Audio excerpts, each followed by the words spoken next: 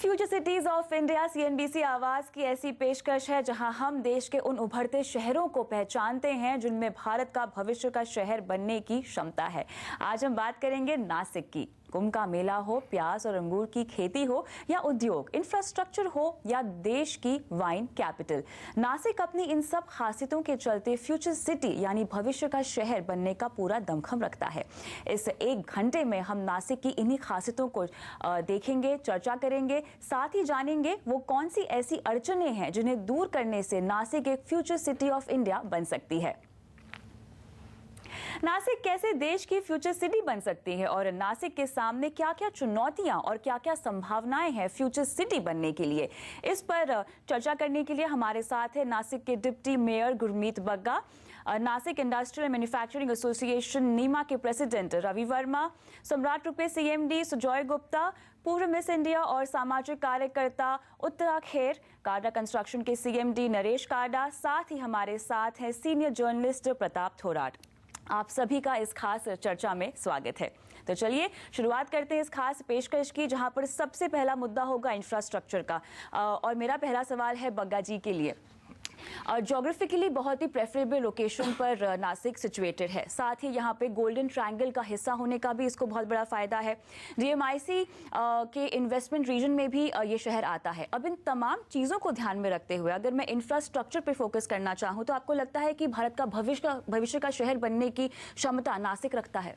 100% मैं ये मानता हूँ, क्योंकि आप अगर पूरी महाराष्ट्र के डेवलपमेंट देखेंगे तो वहाँ डेवलपमेंट पहले हुआ है और इंफ्रास्ट्रक्चर बाद में हुआ है। नासिक एक महाराष्ट्र की ऐसी सिटी है कि जहाँ इंफ्रास्ट्रक्चर पहले हो रहा है और डेवलपमेंट बाद में हो रहा है। अगर कॉरपोरेशन की तरफ से आप देखेंगे तो आज हमारे 80% डीपी रोड और रिंग रोड पूरे हो गए हैं। हमारा सीवरेज ट्रीटमेंट प्लांट्स जितने हैं वो पूरे वर्किंग में आ गए हैं। हमारी सीवरेज जो ड्रेनेज लाइन है पूरी अंडरग्राउंड हो चुकी है। हमारी जो स्टॉर्म वाटर ड्रेनेज है वो 80% काम हो गया है। पानी के बारे में तो हम इतने लकी हैं कि हमने जो काम किया है कि जो नेशनल स्टैंडर्ड है 150 लीटर पर मैन, उसमें 2030 तक की जितनी हमारी पॉपुलेशन होने वाली है उसका ट्रीटेड वाटर आज हमारे पास रेडी है। इस तरह से हमारे पास अच्छे हॉस्पिटल्स हैं, कॉरपोरेशन का हॉस्पिटल है, गवर्नमेंट के हैं, और बड़े बड़े वोकॉट जैसे हॉस्पिटल, अपोलो जैसे हॉस्पिटल की चेन आ रही है। नासिक कॉरपोरेशन ने नासिक के अराउंड स्पोर्ट्स एक्टिविटीज बड़े पैमाने पे स्टेडियम्स खड़े किए हैं। तो हम हर तरीके से देश में सबसे आगे हैं, इसका हमें गर्व है। बिल्कुल। तो यहाँ पर आप कह रहे हैं कि रेजिडेंशियल हो या कमर्शियल हो, सभी के लिए इंफ्रास्ट्रक्चर के लिहाज से सभी सुविधाएं नासिक में प्राप्त हैं। लेकिन नरेश जी, आपसे मैं चाहूंगी कि आप थोड़ा प्रकाश डालें इंफ्रास्ट्रक्चर के मुद्दे पर। रेजिडेंशियली अगर हम सोचें, आप एक नामचीन रियल एस्टेट ग्रुप है नासिक में, ये बताएं कि इंफ्रास्ट्रक्चर वाइज किस तरह की सहूलियतें यहाँ पर दी गई हैं? इंफ्रास्ट्रक्चर के बारे में अगर बात करेंगे आप, तो इंफ्रास्ट्रक्चर कोई भी सिटी का कैसे गिना जाता है कि आपको रोड की कनेक्टिविटी होनी चाहिए। अब रोड कनेक्टिविटी नासिक की देखेंगे तो धुले, औरंगाबाद, उसके बाद मुंबई और अभी पूना बन रहा है, ये सब 4 लेन कनेक्टिविटी ऑलरेडी नासिक से है। उसके बाद नासिक सूरत 4 लेन कनेक्टिविटी भी ऑलरेडी सैंक्शन हो चुकी है। इसके अलावा एयर कनेक्टिविटी के लिए air terminal, airport, international standard का एयरपोर्ट है जो वहाँ पर रेडी है। उसके बाद आप रेलवे कनेक्टिविटी देखेंगे तो वो भी बहुत अच्छी है। इवन अभी वहाँ पे एक प्लेटफॉर्म का एक्सटेंशन हो रहा है कुंभ मेले के धरती पर रेलवे के लिए। तो सबसे पहली चीज़ कनेक्टिविटी अच्छी हो तो फ्यूचर सिटी ऑफ इंडिया बनने के लिए या फिर रियल एस्टेट डेवलपमेंट के लिए वो सिटी में अच्छा स्कोप रहता है। सेकंड, आप नासिक का क्लाइमेट अगर देखोगे तो वो हमारी सबसे बड़ी पूंजी है। नासिक का क्लाइमेट इतना अच्छा है कि जो एक बार वहाँ आता है तो उसको लगता है कि वहाँ आके रहना चाहिए और घर लेना चाहिए। क्लाइमेट है, कनेक्टिविटी है, और उसके बाद नासिक का जो मतलब आप बोलेंगे ना इनबिल्ट ग्रोथ, वहाँ पर एग्रीकल्चरल मार्केट बहुत अच्छा है।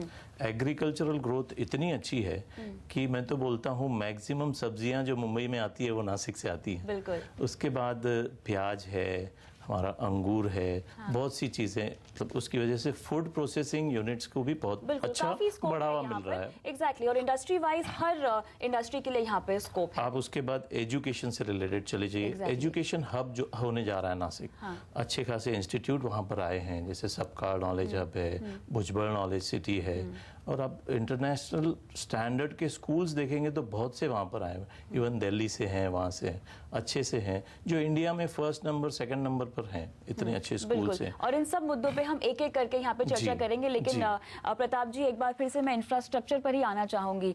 एयरपोर्ट तो यहाँ पर बन गया है, लेकिन एक दिक्कत, या मैं कह सकती हूँ कि एक चैलेंज, जिसको जल्द से जल्द अगर दूर कर दिया जाए तो शायद भविष्य का शहर नासिक जल्द ही बन सकता है। ऑलमोस्ट उसी तर्ज पे तो वो है ही।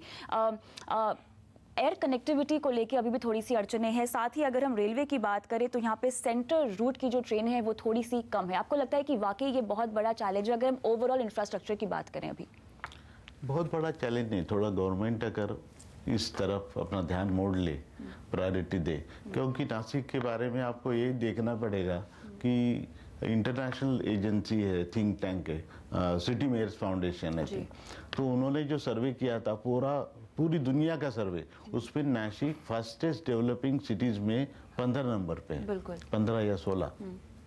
तो इतना वर्ल्ड स्टैंडर्ड में भी इतना फास्टेस्ट डेवलपमेंट है। तो अगर फास्टेस्ट डेवलपमेंट है तो उसके लिए आप थोड़ा कुछ डालिए तो ये हो जाएगा। दूसरी बात है, तो ये पुराना है, पुराना इंफ्रास्ट्रक्चर अच्छा है, थोड़ा आपको देने की जरूरत है, वो गवर्नमेंट जरूर दे तो ये हो जाएगा। दूसरी बात कि मैं आपको ध्यानाकर्षण करूंगा, ये है कि भी नासिक को वाइन कैपिटल ऑफ इंडिया कहा जाता है।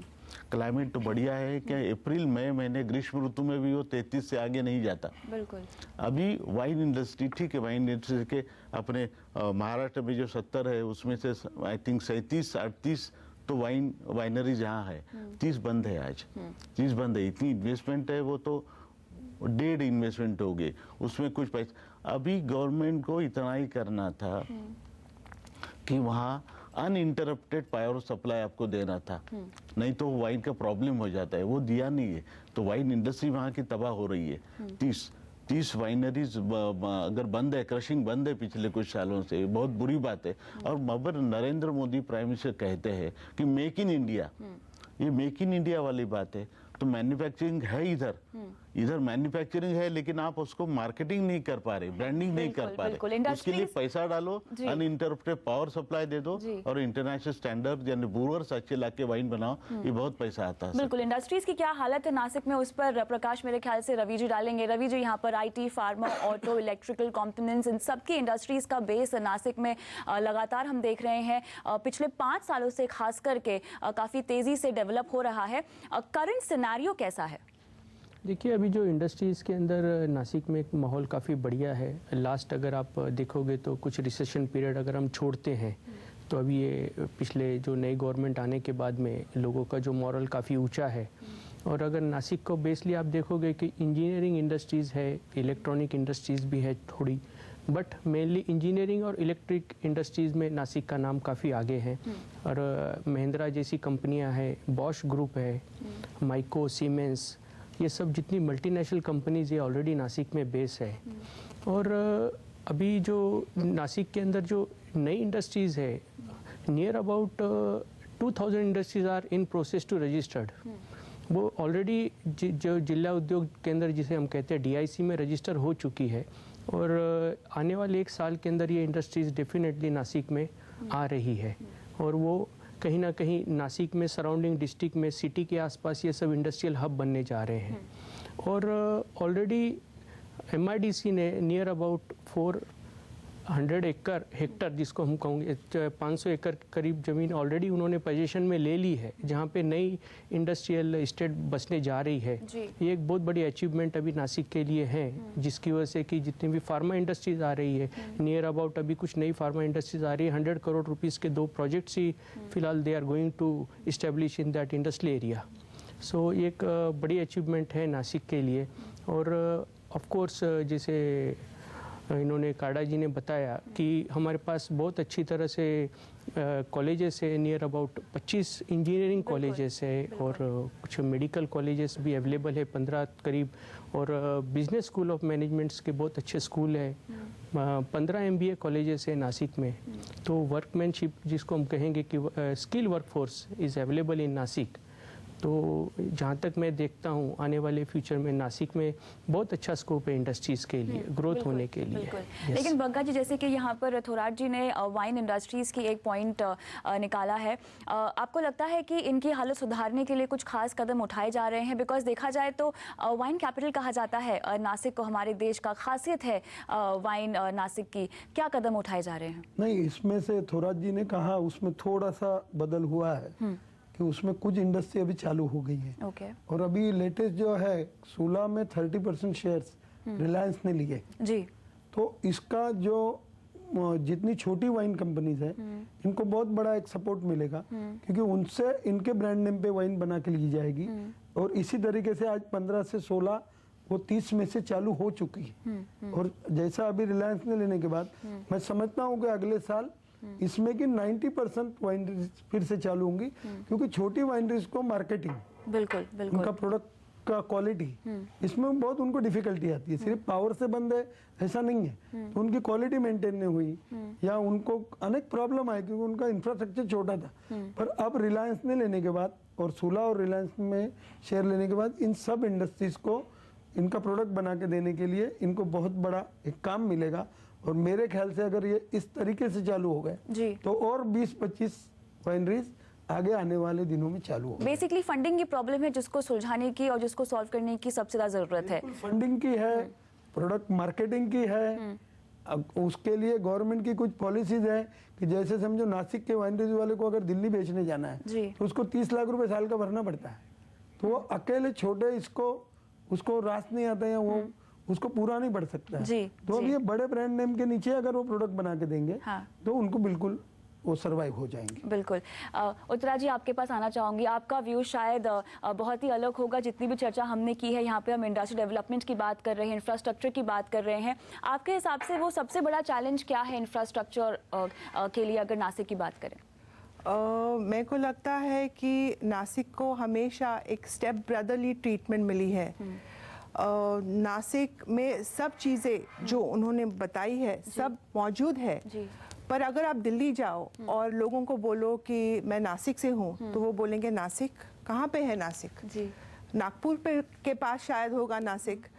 तो उनको हमको बताना पड़ता है कि नासिक कहाँ है। उनको बताना पड़ता है कि देखो जो आप वाइन ले रहे हैं वो नासिक में बनी है। अच्छा, जो प्याज आप खाते हैं वो नासिक में बना है। अच्छा, तो लोगों को नासिक का लोकेशन भी मालूम नहीं है और Delhi is not bothered about Nashik. और वो हमारी ज़िंदगी की बहुत बड़ी शोकांतिका है कि किसी को we don't have a leader who will take us to Delhi. और जहाँ से पॉलिटिकल पावर जहाँ पे है वहाँ पे हमारी आवाज़ वहाँ पे उठाने के लिए कोई भी नहीं है। हमारा नासिक का मालिक आज कोई भी नहीं है। मतलब रिप्रेजेंटेशन की कमी है यहाँ पर, ब्रांडिंग की कमी है यहाँ पे, और साथ ही कुछ ठोस कदम उठाने की भी जरूरत है। फिलहाल वक्त है एक ब्रेक का, लेकिन नासिक कैसे बन सकता है भारत का भविष्य का शहर, इस पर हमारी चर्चा जारी है। आप बने रहिए हमारे साथ।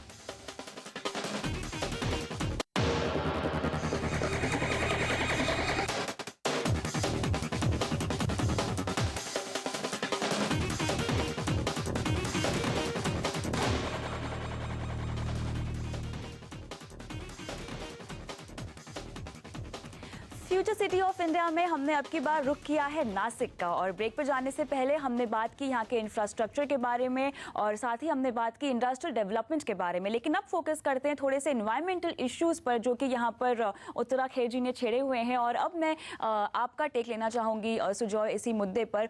तो जैसे कि उत्तरा ने कहा कि रिप्रेजेंटेशन की कमी है और ब्रांडिंग की कमी है। आप काफ़ी सालों से रियल एस्टेट के बिजनेस में है नासिक में, और काफ़ी नामचीन ब्रांड है आपका। आपने किस तरह की दिक्कतें फेस की? क्या आपको वाकई लगता है कि रिप्रेजेंटेशन की कमी है और दिल्ली तक आपकी आवाज़ नहीं पहुंचती? कुछ हद तक ये सही है, लेकिन अब काफ़ी सिनेरियो चेंज हो गया है। वैसे तो एक्चुअली नासिक के ब्रांड एम्बेसडर भगवान राम खुद थे, जो वहाँ काफ़ी साल 14 साल रह चुके थे। और उसके बाद भी अभी शिरडी के कारण, जो कि पूरे इंडिया में नहीं वर्ल्ड में शिरडी फेमस हो जा रहा है, उसके कारण नासिक को काफ़ी हद तक जाना जा रहा है। बट पॉलिटिकली जिस विल पावर से नासिक को रिप्रेजेंटेशन करना चाहिए उस तरीके से हो रहा नहीं है। बट नासिक के पॉपुलेशन का जो खुद का, जैसे बॉम्बे है, Bombay was never represented by anyone, yet Bombay has grown by the willpower of the human traffic. उसी तरीके से हो रहा है। एग्रीकल्चर ग्रोथ के कारण नासिक को आगे लिया जा रहा है। But if we get a good leader to present, because the prospects of Nashik, because of the climate, one of the most air conditioned city in India, जैसा सर ने बताया कि समर्स में वी डोंट क्रॉस 33, विंटर्स में we are as low as 5, 6, 7 degrees, and that's for the winters are long. Monsoon are never like pouring, storm नहीं रहता है वहाँ पे। it's real monsoons which you can enjoy. So इस climatical कारण के कारण जो आज का हमारा एग्रीकल्चर प्रोड्यूस है, अगर इस एग्रीकल्चर प्रोड्यूस को इंटरनेशनल लेवल पे मार्केट करने के लिए, not only wine but we have cut flowers, we have onions, we have one of the best fruit manufacturing units there. If agriculture produce can be brought to the international world, I think it can bring in a lot of change other than wine also to the industry. Ravi ji, यहाँ पर आपका take लेना बनता है। आपको लगता नहीं कि एग्रीकल्चर को अब नासिक की यूएसपी बना देना चाहिए? जैसे कि यहाँ पर सुजा जी ने कहा कि वक्त आ गया है कि दुनिया को ये साबित किया जाए कि नासिक एग्रीकल्चरली कितना आगे है। जी बिल्कुल, मैं सुजा जी से सहमत हूँ। उसकी वजह क्या है कि नासिक का, अगर जैसे क्लाइमेट के बारे में हमने बात की और आज जो पूरा सराउंडिंग एरिया है वहाँ पे, क्योंकि नासिक ऐसी जगह पे बसा हुआ है कि near about 14 dams are surrounding in the area. इसके लिए पानी की कभी कमी नहीं रही है और उस वजह से खेती काफ़ी अच्छी है। और अभी काफ़ी एग्रीकल्चर इंडस्ट्रीज़ नासिक के सिटी के आसपास में आ रहे हैं, नए प्रोजेक्ट्स हैं। ऑलरेडी कुछ जापानीज़ कंपनी ने भी प्रोजेक्ट शुरू किए हैं दिंडोरी के पास में, और कुछ अमेरिकन फूड कंपनीज है already they are in process to do it. और काफ़ी फूड इंडस्ट्रीज़ के लिए बहुत अच्छा माहौल है वहाँ पे, क्योंकि नेचुरली आपको वहाँ पे जितने भी ग्रेप का तो एक बड़ी बात है ही है, बट उसके साथ में आजकल जिसको हम लोग कहेंगे कि रिलेटेड और भी बहुत सारे, जिसको सीजनल फूड कहते हैं, सीजनल क्रॉप कहते हैं, वो भी काफ़ी फार्मर्स उसको कर रहे हैं, जिस वजह से प्रोसेस के लिए काफ़ी बड़ा स्कोप है। और प्लेंटी ऑफ लैंड अवेलेबल है आजू बाजू के एरिया में।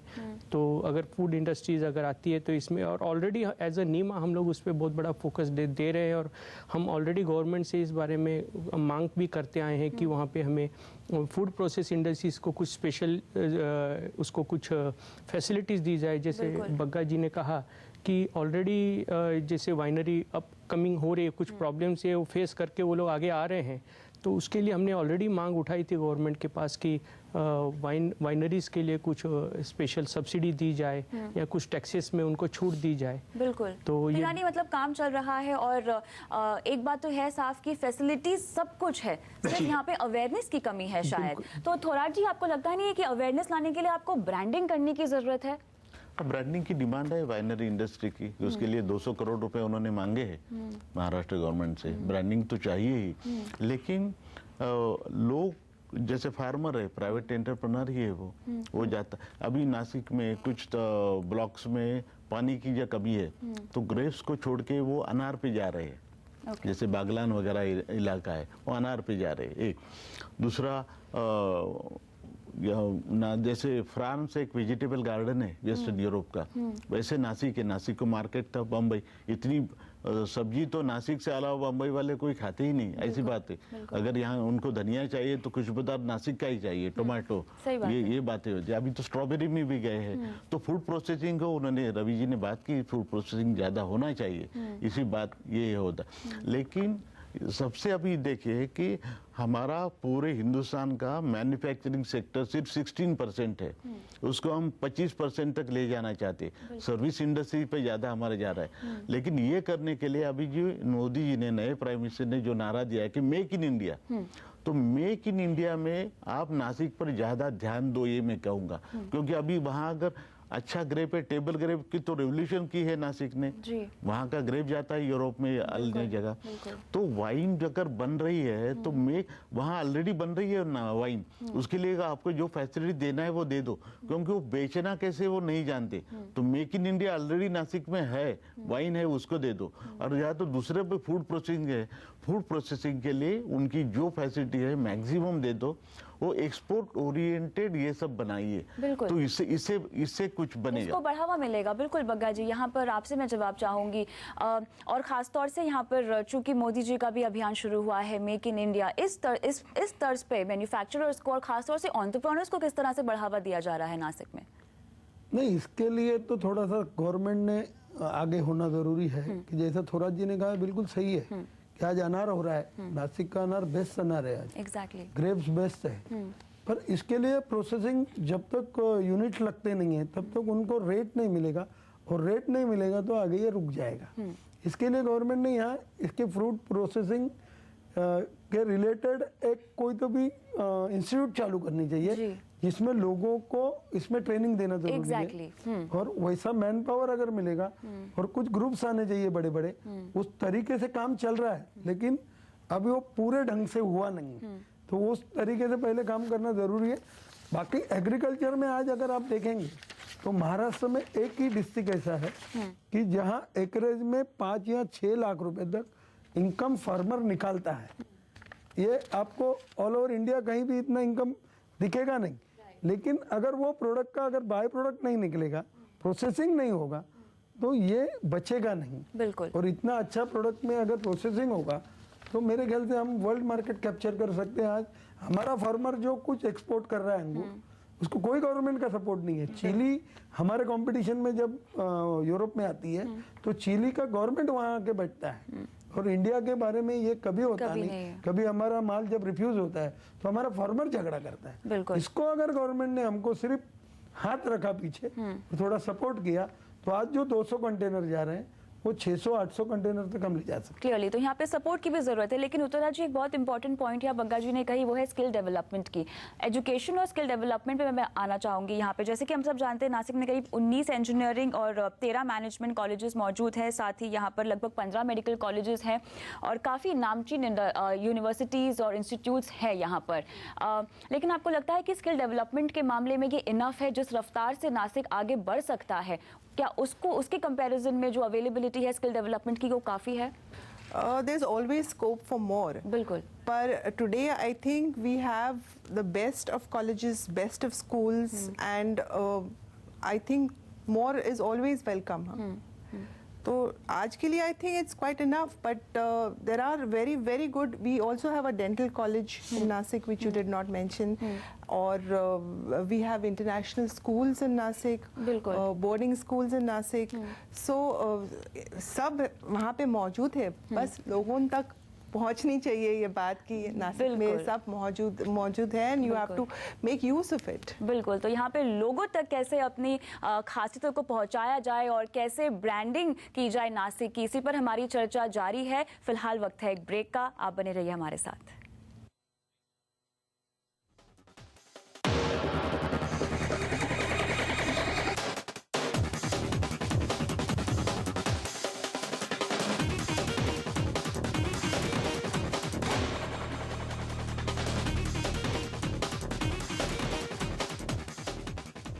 फ्यूचर सिटीज ऑफ इंडिया में हमने रुक किया हुआ है नासिक का, और हम चर्चा कर रहे हैं नासिक के ओवरऑल डेवलपमेंट के बारे में। मेरे साथ एक बहुत ही एस्टीम पैनल बना हुआ है, जहां है नासिक के deputy mayor Gurmeet Bagga, Nashik industrial and manufacturing association के प्रेसिडेंट रवि वर्मा, सम्राट रूपे CMD सुजॉय गुप्ता, पूर्व मिस इंडिया और सामाजिक कार्यकर्ता उत्तरा खेर, काडा कंस्ट्रक्शन के CMD नरेश काडा, और साथ ही हमारे साथ है सीनियर जर्नलिस्ट प्रताप थोराट। चर्चा को आगे बढ़ाते हैं, और ब्रेक पर जाने से पहले हमने चर्चा की है एजुकेशन और स्किल डेवलपमेंट की।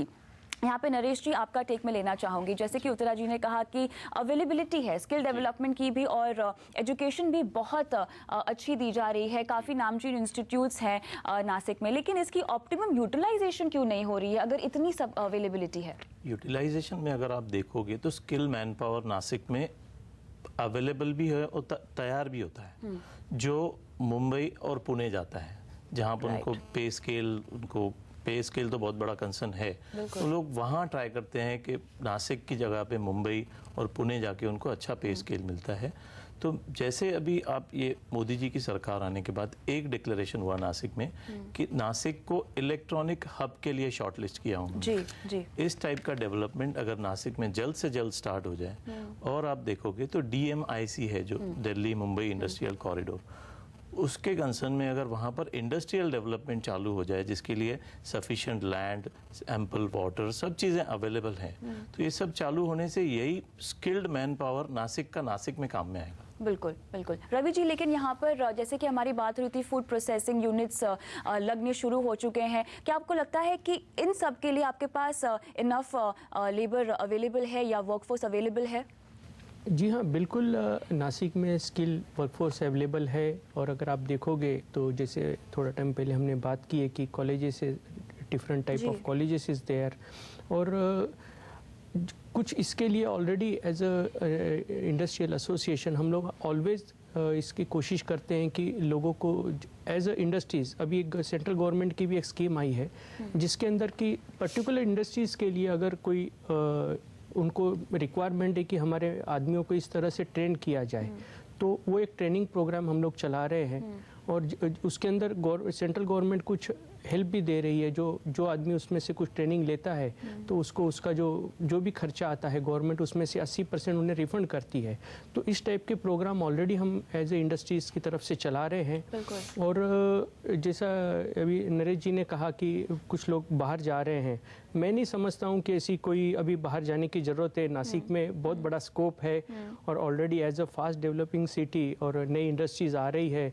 अगर यहाँ पे plenty of manpower is available. I think there is no big problem to go to other cities right now. बिल्कुल, तो यहाँ पे मैन पावर की तो कोई कमी नहीं है, वर्कफोर्स की कोई कमी नहीं है, लेकिन इन्वेस्टर्स के लिए इन्वेस्टमेंट पॉइंट ऑफ व्यू से नासिक कैसा है? खासतौर से रियल एस्टेट की अगर मैं बात करूँ, प्रॉपर्टी की बात करूँ, तो सुजॉय आपको कुछ आपने ट्रेंड में बदलाव देखा है जहाँ तक रेजिडेंशियल प्रॉपर्टी खरीदने की बात है? आपको लगता है कि लोग ज़्यादा प्रॉपर्टी खरीद रहे हैं नासिक में? इन्वेस्टर्स का रुझान कैसा है? देखिए, आज भी ऑल ओवर इंडिया से अगर हम कंपेयर करें, नासिक का entry point level at the cost is very very low. अगर हम बम्बई से कंपेयर करें तो बोईसर और विरार के प्राइजेस के आसपास से भी नीचे नासिक के प्राइजेस है। But Nashik is an and destination. आपको थाना से दहीसर जाने को अगर 2 घंटा लगता है, थाना से नासिक आने के लिए 2 घंटा लगता है। आज 30, 40, 50, 60 लाख के रेंज में मेजर प्रॉपर्टीज नासिक में अवेलेबल है, and that those properties are with so many infrastructures coming in. अभी एजुकेशन में और एक है कि IIM का ट्राई नासिक के लिए चल रहा है। Probably if Nashik is lucky we may get the IIM also. Now these all things will bring in a lot of change.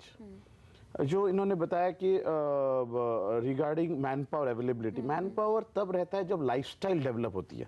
Youngsters stay back when lifestyle develops, और जब लाइफस्टाइल के एफर्ट स्टार्ट होता है तब प्रॉपर्टी की rates बढ़ती है। Infrastructure is one part, but even nurturing the whole city, so there are lot of lifestyle things that are happening. There are plenty of parks, there are plenty of जो corporation और government बना रहा है। There are malls that have come in. There are hotels and restaurants that have come in. There are wine tourism resorts that are coming in. Mohit and Chandon are coming up with one of the best resorts in Asia in Nasik, and Louis Vuitton is partnering them. So these are the things जिससे ये सारा आज dams में sports चालू हो गया, जो adventure sports है। नाउ वाटर स्पोर्ट्स में one of the best adventure sports are started in Nashik. So youngsters कब रहेंगे? यंगस्टर्स तब रहेंगे जब उनको अपने इवनिंग आवर्स के बाद they will have something for the family, सारे सुविधाएं। और इस एंट्री पॉइंट पे जब इन्वेस्टर आएगा और उसको भी ये सारी सुविधा के साथ मैन पावर पीछे रह जाएगी, सो डिमांड ऑफ हाउसिंग बढ़ेगा, डिमांड ऑफ एवरी कमर्शियल बढ़ेगा, और इसके कॉम्बिनेशन में इस एंट्री पॉइंट का ऊपर नेक्स्ट लेवल पे जाना बहुत ज़्यादा संभव है। बिल्कुल। लग्जरी मार्केट, खासतौर से अगर मैं लग्जरी रेजिडेंशियल की बात करूं यहाँ पर नरेश जी, तो किस तरह का सिनेरियो है नासिक में?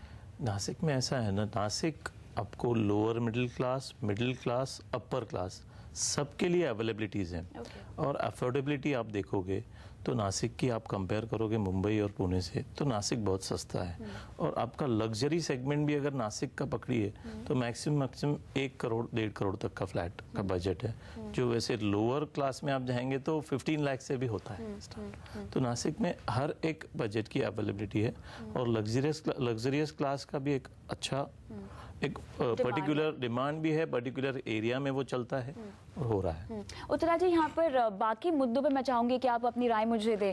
घर खरीदने के अलावा लोग एनवायरमेंटल इश्यूज भी देखते हैं, पोल्यूशन देखते हैं, सीवेज फैसिलिटीज देखती हैं, ये कैसा है नासिक में? किसी भी डेवलपमेंट जब भी होती है और कोई भी सिटी की जब डेवलपमेंट होती है तो सबसे ज़्यादा इफेक्ट होता है एनवायरनमेंट, और अनफॉर्चुनेटली वही नासिक का भी शायद हुआ है। और I think N overall development in consideration with the environment, if it is done, it's very good. पर शायद सैडली नासिक में ऐसे नहीं हो रहा है। रास्ते बढ़ रहे हैं, पेड़ काटे जाते हैं। पेड़ जब भी काटे जाते हैं, देयर इज़ अ रूल कि एक पेड़ काटने से पहले 3 पौधे लगाने के लिए कंपलसरी होता है। बिल्कुल। ऑन पेपर वो लगाए जाते हैं पर पेड़ तो आते नहीं हैं। नासिक का ट्री सेंसस 15 सालों में नहीं हुआ है जी। नासिक में कितने पौधे थे, कितने काटे गए, किसी को मालूम नहीं जी। जो इंडस्ट्री आती है, I am very sorry, I do not want to offend anybody present here because everybody is trying very hard to make Nashik a good place and so am I, but it has to be an overall development. Exactly. जो effluent treatment plants Nashik के industry के हैं, उनका पूरा switch Godavari में डाला जाता है। गोदावरी जो दक्षिण गंगा कहलाती है, आज उसकी इतनी बुरी हालत हुई है। और अभी गंगा क्लीनिंग प्लान जो सेंटर में हुआ है, वैसा प्लान अपने को नासिक में ही करना चाहिए, महाराष्ट्र में करना चाहिए, गोदावरी क्लीनिंग प्लान। क्योंकि अभी हम लोगों ने इसके लिए कुछ शुरू नहीं किया तो आगे बहुत ही बुरा हाल होगा। बिल्कुल बिल्कुल। और पूरा जो नासिक का सुएज है, although treatment plants, I agree with mister Bagga, treatment plants मौजूद है, पर उनकी एफिशिएंसी क्या है, आई हैव माई डाउट्स। और अभी भी I have pictures to prove कि वो पूरा अनट्रीटेड सुएज गोदावरी में जाता है। बिल्कुल, इन सब के जवाब लेंगे बग्गा जी से, लेकिन उससे पहले थोड़ा जी मैं आपका भी लेना चाहूंगी। इंडस्ट्रियल डेवलपमेंट में साइड इफेक्ट्स तो होते ही हैं। आपसे जब पहले बात हो रही थी, आपने कहा था कि केमिकल इंडस्ट्रीज को यहाँ पर नहीं आना चाहिए। आपको क्या लगता है, आप इत्तेफाक रखते हैं उत्तरा जी की तमाम चैलेंजेस पे जिन्होंने बताए हैं? बिल्कुल, जो चैलेंजेस है क्या है, climate is the first casualty, environment is, जब डेवलपमेंट, अभी डेवलपमेंट का तो हम रोक नहीं सकते। एक बात होनी चाहिए कि अगर बम्बई की स्थिति देखें तो आज 7 इंडिविजुअल्स के पीछे एक पेड़ है, मुश्किल से, वो भी कम है। अगर और इंटरनेशनल स्टैंडर्ड है, जैसे कि लंदन, न्यूयॉर्क के भी आप पेड़ की देखें, अभी एक इंडिविजुअल के पीछे 7 से 10 पेड़ चाहिए। अगर नासिक ये रेशो मेंटेन नहीं करेगा तो नासिक तबाह हो जाएगा। इसके लिए विशेष करके वहाँ के म्यूनिसिपल एडमिनिस्ट्रेशन ने इसका ध्यान करना चाहिए और नर्सरीज होनी चाहिए कि 3 साल के बड़े पेड़ उनके पास रेडी, क्योंकि पेड़ काटा तो 3 पेड़, आपको एक पेड़ के पीछे 3 पेड़ रेडी चाहिए जो कि 3 साल के बड़े हैं और गमले में है। ये तो होना ही चाहिए। दूसरी जो बात होती है हाई स्किल डेवलपमेंट भी, जैसे भी अर्बनाइजेशन होता है तो अर्बनाइजेशन जब होता है तो कैजुअलिटी दूसरी फार्मलैंड जाती है। नासिक जैसा एग्रीकल्चर प्रोड्यूस मुश्किल से कहीं मिलता है, इतना अच्छा क्लाइमेट है और इतने बढ़िया वहाँ की मिट्टी है, सॉइल। तो अगर आपकी प्रोडक्टिविटी, एग्रीकल्चरल प्रोडक्टिविटी अगर बढ़ी नहीं तो प्रॉब्लम है। ये आप इतने लोगों को डिप्राइव नहीं कर सकते। और एग्रीकल्चरल प्रोडक्टिविटी बढ़ाने के लिए वो भी स्किल अपग्रेडेशन वाली बात है, उसमें मैन पावर डेवलपमेंट की बात है, सिर्फ इंडस्ट्री की बात नहीं है, ये बात है, ये पूरी डेवलप की। और दूसरे जैसे आईटी हब हो गया, तो छोटे छोटे लोगों के पास ये सब आना है, उनका अपग्रेडेशन ऑफ टेक्निकल स्किल के लिए इंफ्रास्ट्रक्चर को, ना कि सिर्फ आईआईटी आने से क्या टैलेंटेड सब पूल आ जाएगा वहाँ आईआईएम आने से, लेकिन जो लोकल लड़के हैं, लड़कियां हैं, उनके लिए छोटे अगर है तो स्किल्स बढ़ाया, की भी जरूरत है, upgradation of the skills. Talent pool काफी है, लेकिन यहाँ पर मुद्दा है एनवायरमेंटल इश्यूज को सॉल्व करने का, जिसका जवाब हम लेंगे बग्गा जी से। लेकिन फिलहाल वक्त एक छोटे से ब्रेक का, आप बने रहिए हमारे साथ।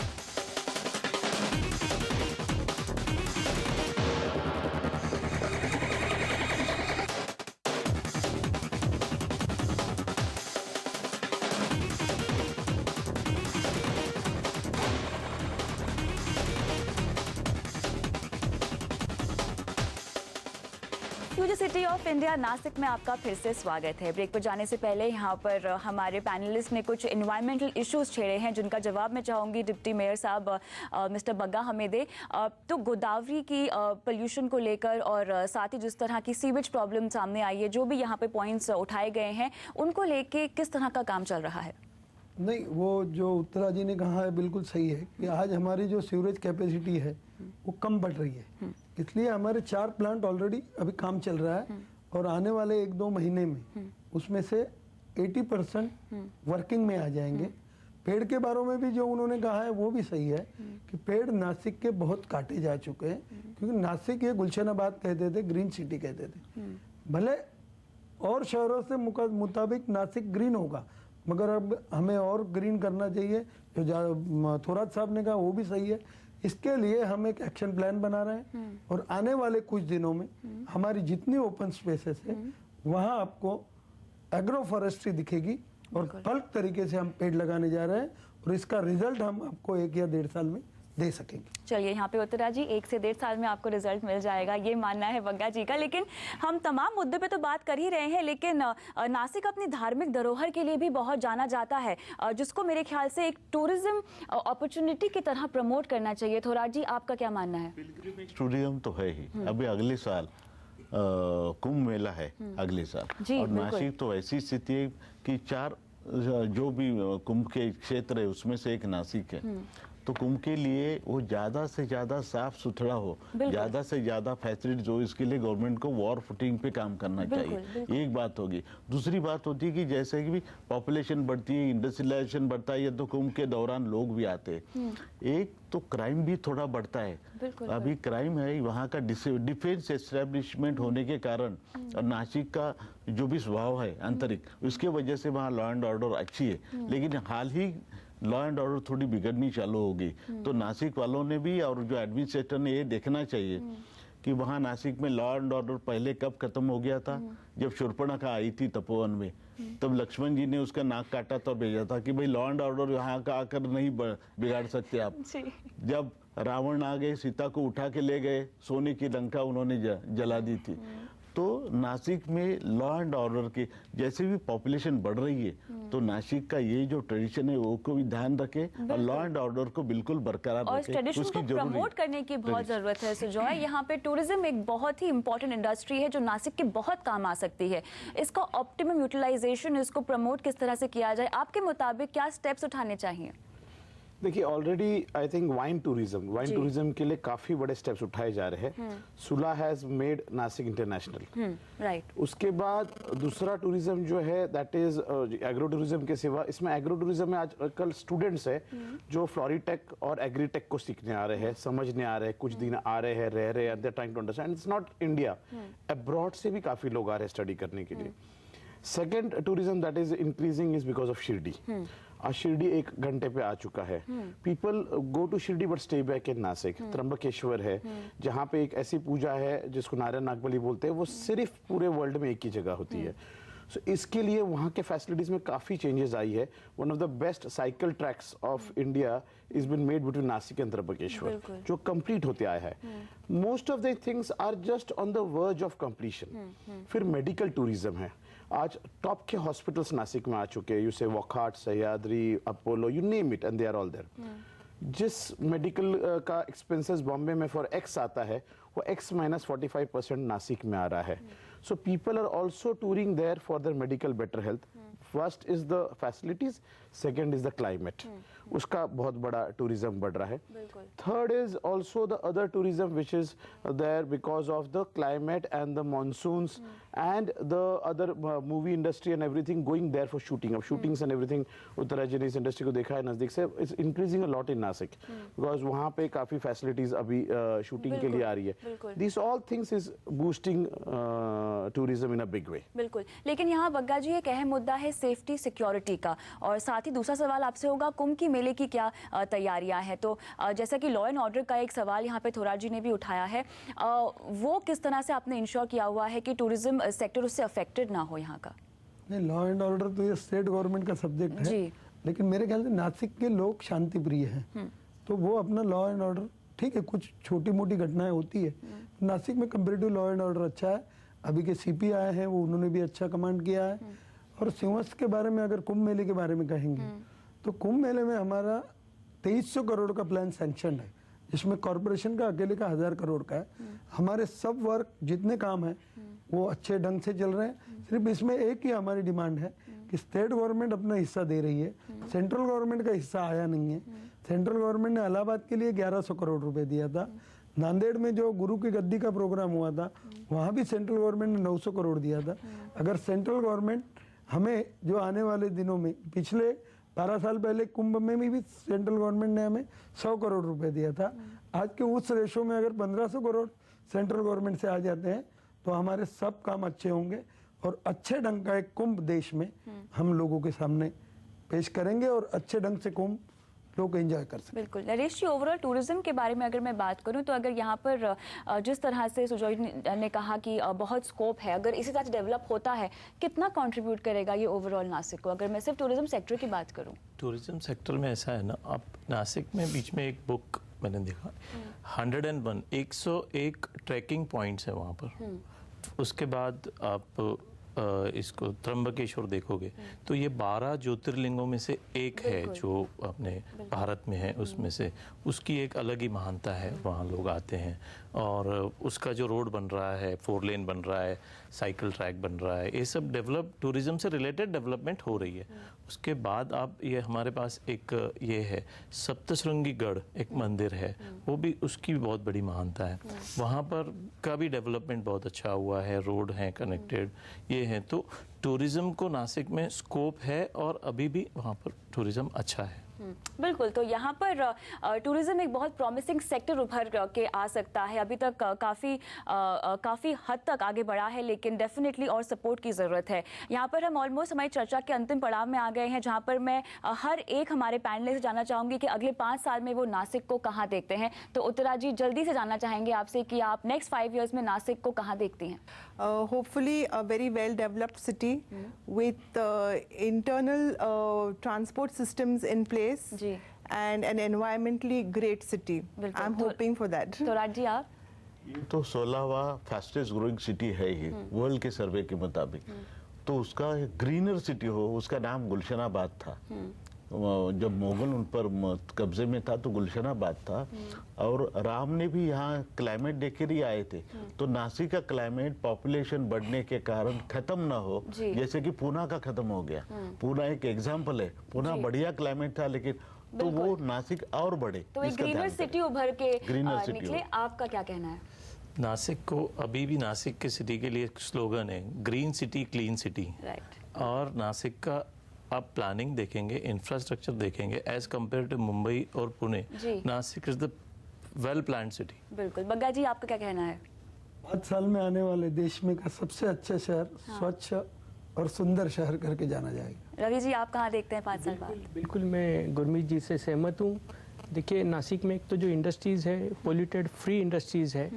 और जैसे थोड़े टाइम पहले उत्तरा जी ने कहा कि कुछ इंडस्ट्रीज़ का सीवरेज वहाँ पे गंगा की नदी पे, बिल्कुल ये बात से मैं डिनाई करता हूँ, ऐसी कोई बात नहीं है। Everyone has their own sewerage treatment plants. तो नासिक को मैं ऐसी जगह पे देखता हूँ कि आने वाले, देखिए एयरपोर्ट वहाँ पे है, बिल्कुल, वेदर इज़ वेरी गुड। और जो जैसा मैंने आपको बताया कि नई इंडस्ट्रीज़ काफ़ी रजिस्ट्रेशन हो चुका है। तो ऑलरेडी मेरे हिसाब से आने वाले ये 5 साल के अंदर कम से कम 3 से 4 लाख लोगों को नासिक में रोजगार मिलेगा, जो इंडस्ट्रीज एंड रिलेटेड। तो इंडस्ट्रियल हब बन के भी उभरना चाहिए। समय कम है, सुजॉय जी आप बताएं। नहीं, ऐसा है कि और कोई तीसरा ऑप्शन ही नहीं है जी। द बेस्ट पार्ट इज कि Bombay is saturated, Pune is saturated, 200 kilometre में सिर्फ नासिक है, एयर कंडीशन सिटी जिसको मैं बोलता हूँ। And with every facility, lifestyle facility, tourism, infrastructure ready city. We are infrastructure ready with water. The next war is water war. और water war से हम already 20 साल पहले का डैम्स वगैरह का हमारा कैलकुलेशंस हो चुके हैं। Power, there is no power cut. बिल्कुल, बिल्कुल। हाँ, lifestyle से other education, if II and other things come in, agriculture produce है। Everything is there that a nice city requires for. And at the backyards you have beautiful vineyards. When you are bored in the day walk, just go for the evening walk on the vineyards and enjoy the evening sun. So you come from India to abroad in the evening and from abroad to India back to in the evening. बिल्कुल बिल्कुल, That's how Nasik is. तो यहाँ पर Nashik as a greener city, cleaner city, industrial hub और साथ ही infrastructure के तौर पे अगर देखा जाए तो पूरी तरह से डेवलप सिटी होने की राह पर निकल चुका है और इसीलिए फ्यूचर सिटीज ऑफ इंडिया में हमने आज शोकेस किया है नासिक को। और इसी के साथ आप सभी का बहुत बहुत शुक्रिया इस खास चर्चा में शामिल होने के लिए हमारे साथ। फिलहाल की इस पेशकश में इतना ही, लेकिन आप बने रहिए CNBC आवाज़ के साथ। नमस्कार।